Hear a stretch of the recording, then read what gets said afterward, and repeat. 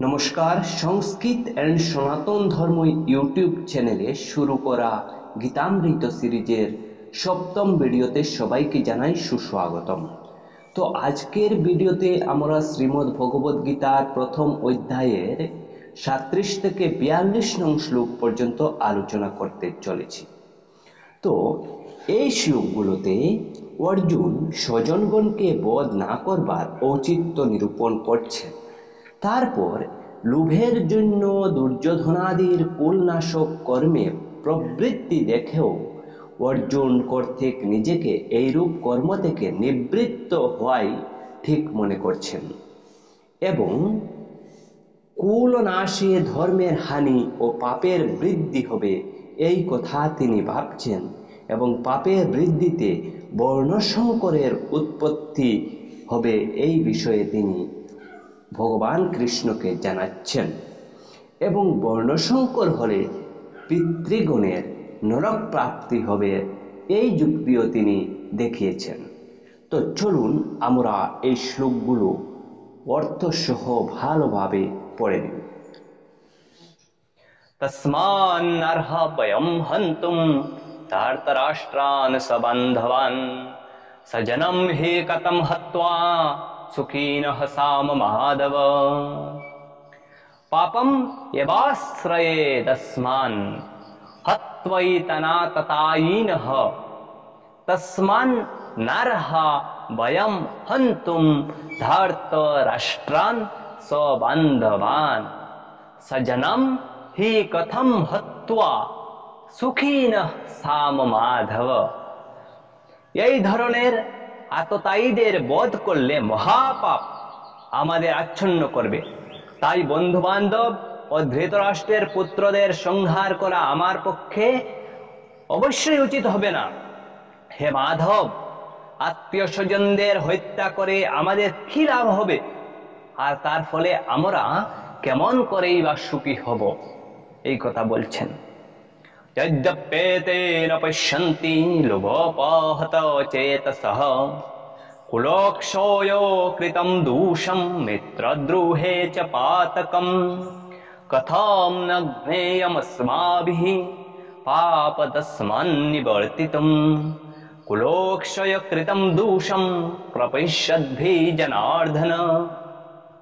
যদ্যপ্যেতে ন পশ্যন্তি লোভোপহত চেতসঃ কুলক্ষয়ে কৃতম দূষম মিত্রদ্রোহে চ পাতকম কথম ন জ্ঞেয়ম अस्माभिः পাপোদস্মান্নিবর্তিতুম কুলক্ষয় কৃতম দূষম প্রপশ্যদ্ভিঃ জনার্দন।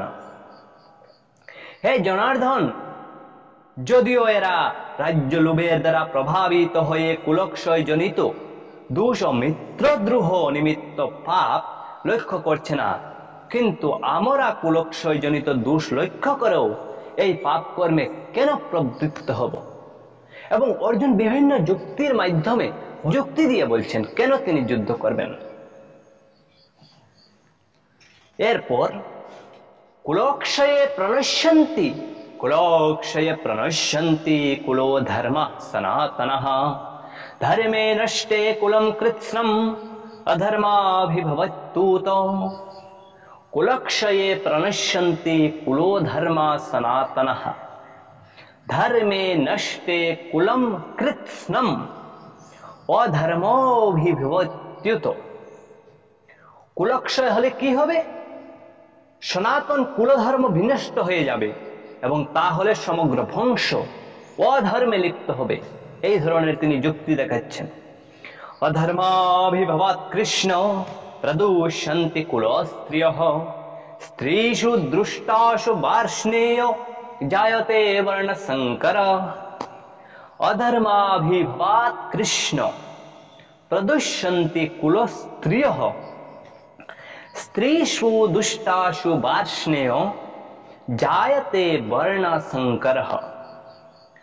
অর্থাৎ হে কৃষ্ণ, কুলে অধর্মের প্রাদুর্ভাব হলে কুলবধূগণ কলুষিত হবেন এবং হে বার্ষ্ণেয় কুলস্ত্রীগণ অসচ্চরিত্রা হলে অবাঞ্ছিত প্রজাতি উৎপন্ন হবে।